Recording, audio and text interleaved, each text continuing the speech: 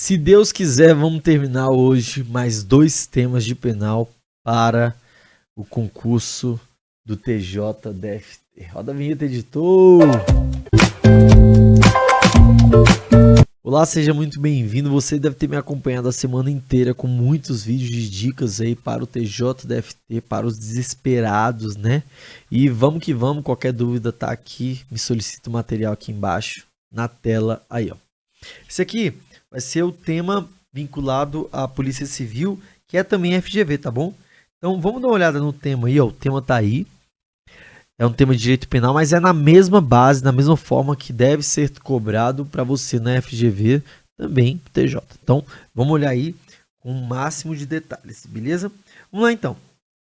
A história aqui, como sempre, né? Colocando aqui em voga. No dia 26 de agosto, opa.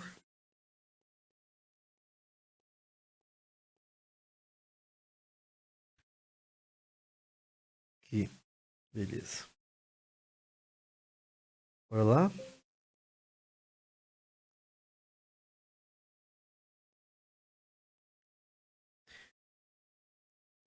No dia 26 de agosto, Carlos, conhecido golpista, aborda Paulo, mostrando-se disposto. Ó, conhecido golpista é importante, tá? Já marca aí. Mostrando-se disposto a ajudá-la a obter rendimentos exorbitantes com suas economias. A vítima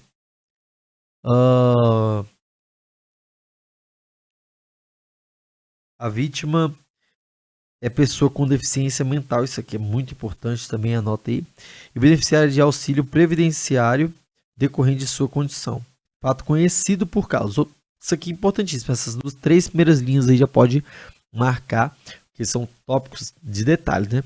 Aí vem, ao prometer o investimento, o golpista afirma que Paulo teria rendimentos superiores a 20% ao mês, sabendo da falsa afirmação feita. A vítima, encantada com a atenção de Carlos, lhe informa que possui uma reserva financeira de R$40 mil e que estaria disposta a multiplicar seus rendimentos com a sua ajuda.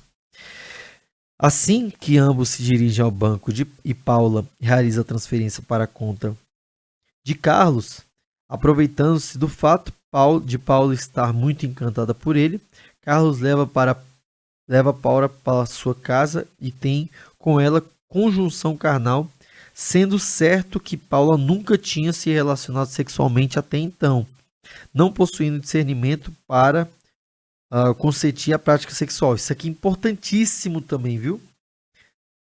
Ué, Hans, porque ela não poderia ter relação sexual? Neste caso, não. Ele está evidenciando aqui, né? Tá mais que claro isso aqui. E aí vem, durante o ato, Carlos acidentalmente empurra Paula, que bate a cabeça na quina da mesa de cabeceira e morre em razão do traumatismo craniano, resultado não desejado por Carlos. Hans, que história assim, só a FGV para criar essas histórias, né? O que você acha? Comenta aqui, o que você acha das histórias da FGV? Elas sempre são extremamente cheias de detalhes. Bora lá. Aí vem. No dia seguinte, vizinhos estranham a ausência de Paulo e chamam a polícia, que vai até o apartamento da vítima e encontra morta sobre a cama. Aí vem os tópicos aí que a gente sempre analisa, né? É muito difícil isso aí. No que diz respeito ao ilícito patrimonial, ao crime, qual seria o crime praticado por Carlos? Diante das recentes alterações legislativas, qual tipo de ação penal para o caso? Então, na parte patrimonial, a primeira pergunta. Parece simples, mas é difícil, tá? Esse tema aqui tinha que ser respondido em 15 linhas, mas é bem complicado. Dá uma olhada aí. Qual crime praticado por Carlos? Carlos cometeu o crime do artigo 171, né? Parágrafo 4º, que é estelionato contra vulnerável. Beleza? Estelionato contra vulnerável. E cuidado, é diferente de furto mediante fraude. Estelionato contra vulnerável. Qual tipo de ação penal para o caso? Primeiro, o que é ação penal? Ação penal é o direito de requerer, né? Ação penal é direito de provocar. E aí vem, né? Ação penal pode ser pública ou privada, nesse caso aqui, só os detalhes aí pra gente. E aí segue. A pessoa com deficiência mental, se for, somente procede mediante representação. Então, a ação penal pública incondicionada. Por quê? Porque salvo se a vítima for pessoa com deficiência mental.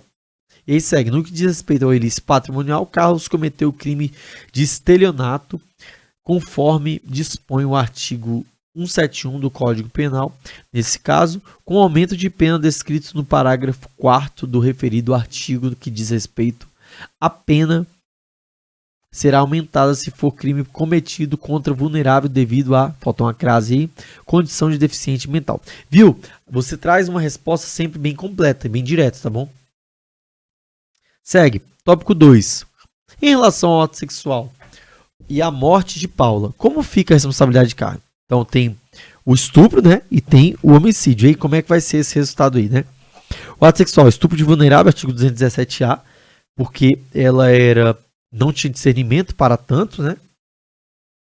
E aí, ó, Carlos teve conjunção carnal com Paula, se aproveitando-se de seu encanto por ele e sabendo que ela não possuía discernimento. Artigo 217-A, parágrafo 1º.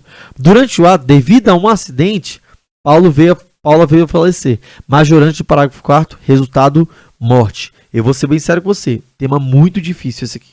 Muito difícil mesmo. E aí vem, segunda parte do item B. Carlos, se condenado, terá direito ao livramento condicional? Não. Por quê? O artigo 12 da Lei de Execução Penal, aí vem, fala no tópico, no inciso não, né?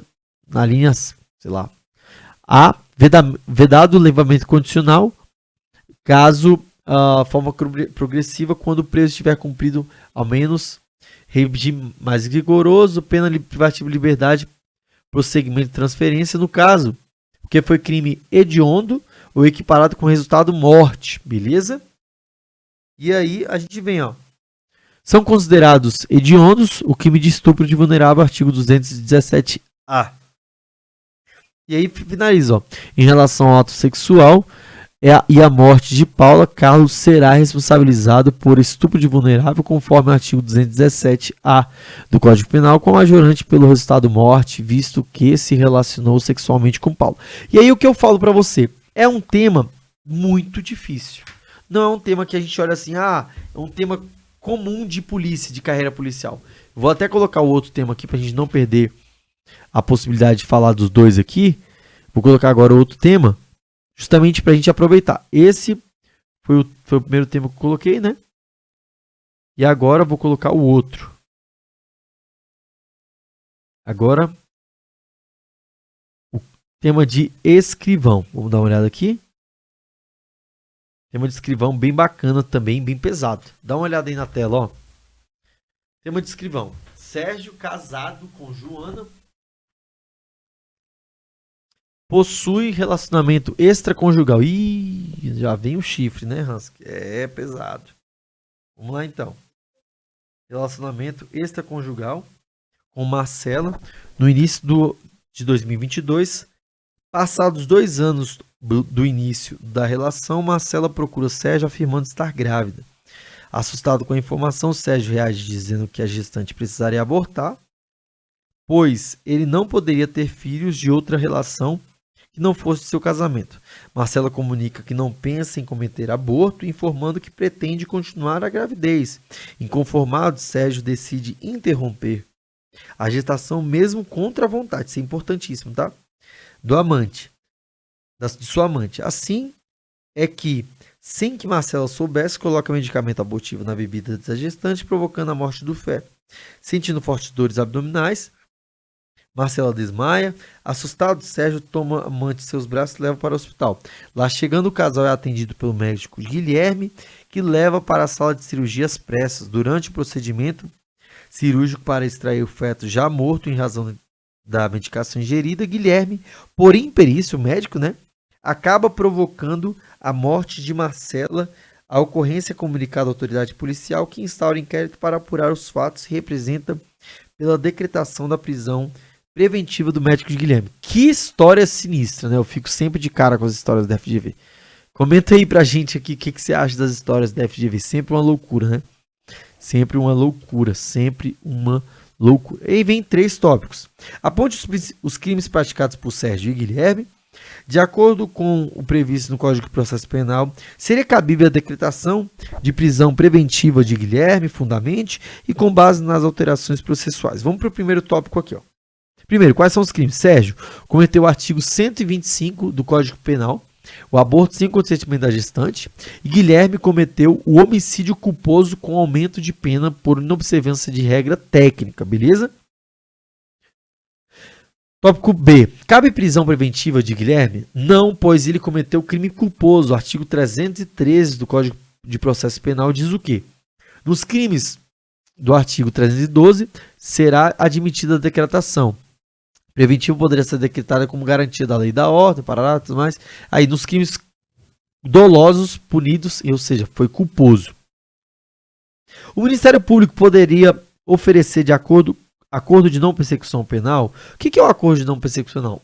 É a possibilidade dada aos autores de crimes de substituir, né, o processo criminal. A resposta está bem completa, né? Bem bacana. Para quais crimes? Infrações penais cometidas sem violência ou grave ameaça e que tenha pena mínima de até 4 anos. Exemplo, furto, estelionato, porte ilegal de armas, parará, parará. E aí vem, no caso aqui, ó, não seja crime praticado com violência ou grave ameaça, dolosa. E aí, Hansk? E aí que vem, ó, respondendo o item, não é possível acordo de não persecução penal no caso de Sérgio. Então, a resposta padrão está aí, ó, de acordo com a situação hipotética apresentada, é possível afirmar que, como o Sérgio colocou medicamento abortivo na bebida de Joana sem o consentimento da vítima, o crime cometido por ele se enquadra no artigo 125, parará, e aí vem, sempre direto, em seguida afirma-se que Guilherme não pode ser preso preventivamente, pois ele cometeu crime de homicídio na modalidade culposa, e por fim o Ministério Público não poderá, neste caso, oferecer de acordo. Hans, que é importante que a gente mencione os artigos, se você lembrar, sim, se não lembrar, coloque a resposta de maneira o máximo completa possível, beleza? Então agora a gente vai falar sobre a palavra de fé, e claro, logo depois a gente vai, antes um pouco, a gente vai falar sobre o curso Vida. O que é o curso Vida? Você vai acessar aqui embaixo, esse site que vai aparecer, Curso Vida. Lá tem um módulo gratuito, a gente fala no Curso Vida sobre vários aspectos, sobre a parte familiar, de relacionamento, sobre parte financeira, sobre a parte psicológica, sobre a parte de física, saúde, sobre a parte profissional, intelectual, tudo nesse curso. Então você pode clicar aí embaixo, deixar os seus dados, você vai ter um módulo gratuito, beleza? Então basicamente isso. E a palavra de fé hoje vai ser nada mais, nada menos que parará. E disse-lhes Jesus, né? Ide por todo mundo e pregar o evangelho. Eu falei esses dias a toda criatura, quem crer e for batizado será salvo, mas quem não crer será condenado. E estes sinais seguirão aos que creem.